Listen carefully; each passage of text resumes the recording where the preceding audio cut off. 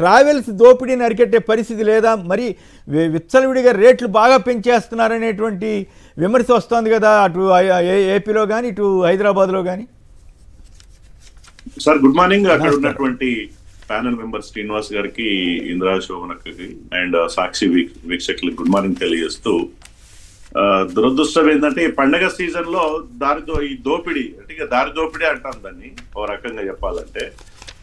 సంక్రాంతికి పండగకు హైదరాబాద్ నుంచి తెలంగాణ ప్రాంతాల గ్రామాలకు వెళ్లే వాళ్ళు కానీ, ముఖ్యంగా ఆంధ్ర ప్రాంతానికి లక్షలాది మంది వెళ్తుంటారు సార్, మనం చూస్తూ ఉంటాం. ఇది అదుగునా చూసుకొని ఇవాళ విచ్చలవిడిగా రేట్లు పెంచి చాలా మంది మధ్యతరగతి కుటుంబాలు ఉంటారు, పేద ప్రజలు ఉంటారు.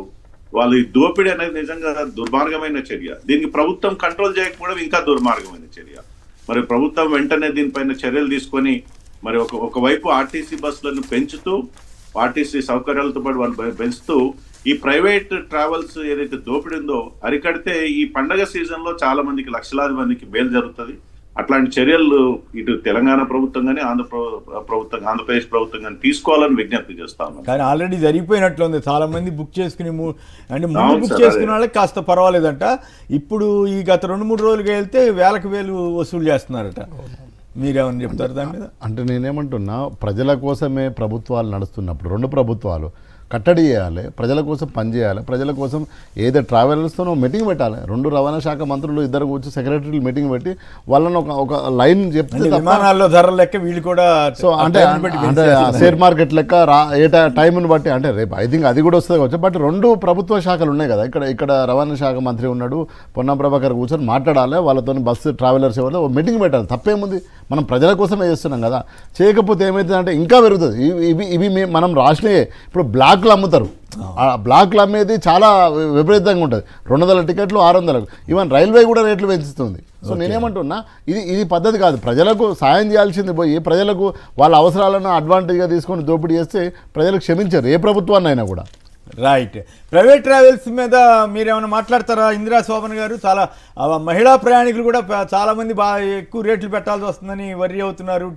డిమాండ్ రద్దీ బాగా ఎక్కువగా ఉంది కదా. ఫస్ట్ ఆఫ్ ఆల్ ప్యానెల్లో ఉన్న ఇద్దరి సోదరులకు, మీకు అలాగే సాక్షి ప్రేక్షకులకు గుడ్ మార్నింగ్ సార్. సో పండగ వేళ ఇవాళ ప్రజలకి ప్రాణ సంకటంగా మారే పరిస్థితులు ప్రైవేట్ ట్రావెల్స్ రావడం దుర్మార్గమైనటువంటి చర్య. సో గతంలో ప్రైవేట్ ట్రావెల్స్ ప్రమాదం జరిగినప్పుడు కూడా చాలా సందర్భాలలో ప్రభుత్వాలు ఎవరున్నప్పటికీ కూడా హెచ్చరించడం జరిగింది. సో ఇది సరైన పద్ధతి కాదు. వాళ్ళ యొక్క ఉన్నటువంటి ఆ అవసరాన్ని ఆసరా చేసుకొని డబల్ ఛార్జీలు పెంచడం అయి ఉండొచ్చు, బ్లాక్ లో వాళ్ళని ఇబ్బడి మబ్బిడిగా వాళ్ళకి టికెట్లు అమ్మడం అయి ఉండొచ్చు, కెపాసిటీ మించి ఎక్కించుకొని పోవడం అటువంటి పరిస్థితులు అయి ఉండొచ్చు. వీటన్నింటి పట్ల కూడా ప్రభుత్వము హెచ్చరించడం జరిగింది సార్. బట్ వాళ్ళు అల్టిమేట్ గా మళ్ళీ అదే పనిలో చేసినట్లయితే తప్పకుండా చర్యలు తీసుకుంటారు.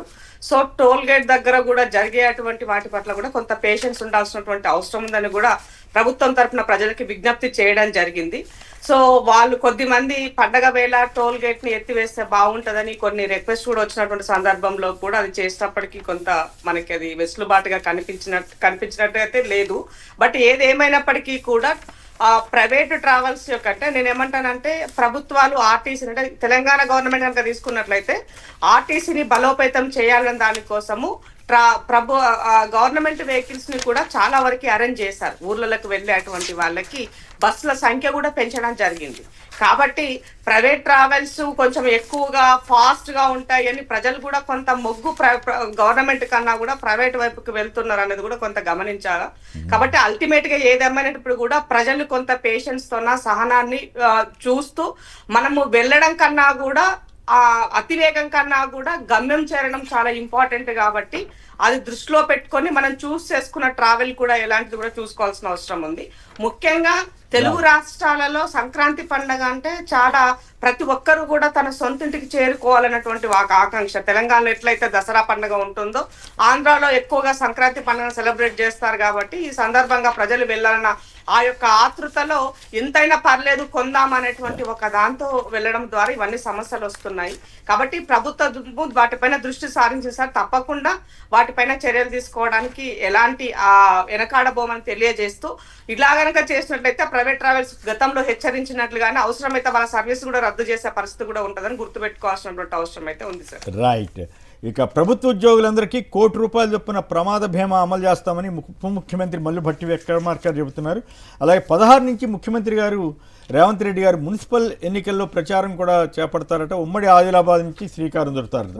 జిల్లాల పునర్వ్యవస్థీకరణ గురించి ప్రభుత్వం ఆలోచిస్తోందంటూ తెలంగాణలో ఒక వార్త ఇచ్చారు. ఒక్కో మద్యం షాపు ఒక్కో రేటు 1.75 లక్షల నుంచి 2.50 లక్షల దాకా వసూలు. కొత్త మద్యం షాపుల లైసెన్సుల పేరిట అడ్డగోళ్లు వసూలు అంటూ ఒక కథనాన్ని ఇచ్చారు. సినిమా టిక్కెట్ల ధరల పెంపుతో సంబంధం లేదు. మీడియాతో మంత్రి కోమటిరెడ్డి వెంకటరెడ్డి, మీరు నడిపేది సర్కారా సర్కస్ కంపెనీనా? రాష్ట్ర ప్రభుత్వం ఎవరి కంట్రోల్లో ఉంది అంటూ వచ్చేది కేసీఆర్ ప్రభుత్వమే అన్నందుకు ఒక హీరో సినిమాపై కక్షగట్టారు. టిక్కెట్ల ధర పెంపు విషయంలో తెర వెనుక ఏ రాజ్యాంగేతర శక్తి ఉంది? మాజీ మంత్రి హరీష్ రావు ప్రశ్న. ఏంటండి టిక్కెట్ల ధరలు ప్రతిసారి ఎందుకు వివాదం అవుతున్నాయి? అసెంబ్లీలో రేవంత్ రెడ్డి గారు అసలు ఇక పెంచే ప్రసక్తే లేదన్నారు. మళ్ళీ ఇప్పుడు ప్రతిసారి గొడవ పవన్ కళ్యాణ్ గారు అడగంగానో లేదా చంద్రబాబు గారు చెప్పంగానో వెంటనే పెంచేయటం, మళ్ళీ ఇప్పుడు పెంచమని మళ్ళీ చెప్పటం, అసలు మంత్రి తెలియకుండా టిక్కెట్ జీవో ఇవ్వటం, ఈ సర్కర్ కంపెనీ అని హరీష్ రావు గారు అడగటం. విఠల్ గారు మీ స్పందన ఏమిటి దీని మీద? సార్, ఇంతకుముందు మనం ట్రావెల్స్ టికెట్ లాగా దారి దోపిడి మాట్లాడుకున్నాం. ఇది సినిమా దోపిడి సార్. సినిమా అంటే ఇది నిజంగా దుర్మార్గం. అంటే దానికి ఒక పాలసీ అంటుంది. ఇప్పుడు చిన్న సినిమాలైనా పెద్ద సినిమాలైనా ఒక రేటు, ఫిక్స్డ్ రేట్ ఉండాలి సార్. ఇప్పుడు సినిమానే, అది సినిమా పెద్ద సినిమానా చిన్న సినిమానా, మరి సినిమాని బట్టి హీరోలను బట్టి సినిమా టికెట్లు పెట్టడం ఏంటి సార్? ఇది చాలా అన్యాయం. ఒక ఫిక్స్డ్ రేట్ ఉండాలి. ఒక థియేటర్కి ఆ రేట్ ఉంటే, దానికి ఒక ఫిక్స్డ్ రేట్ ఉంటే అది ప్రజలు ఎవరైనా, సినిమా వాళ్ళకే మంచిది ఒక రకంగా చెప్పాలంటే. ఇప్పుడు రేట్లు విపరీతంగా పెంచేస్తే ఎవరు పోతారు సార్ సినిమాలకు? ఇవాళ చాలా సినిమా హాల్స్ మొదటి రోజే పెద్ద హీరోలే, పెద్ద బిగ్ హీరోలయ్యే సినిమాలు కూడా మొదటి రోజు ఆ రేట్లు చూసేసరికి ఎవరు పోరు సినిమాకి. అది ఒక రకంగా సినిమా రంగానికే నష్టం. అది ఒక యాంగిల్. అసలు కోమటిరెడ్డి వెంకటరెడ్డి గారికి తెలియకుండా జరిగిందని చెప్పి ఆయనే చెబుతున్నాడు. దాని మీద సర్కస్ కంపెనీ అని హరీష్ రావు గారు విమర్శిస్తున్నారు.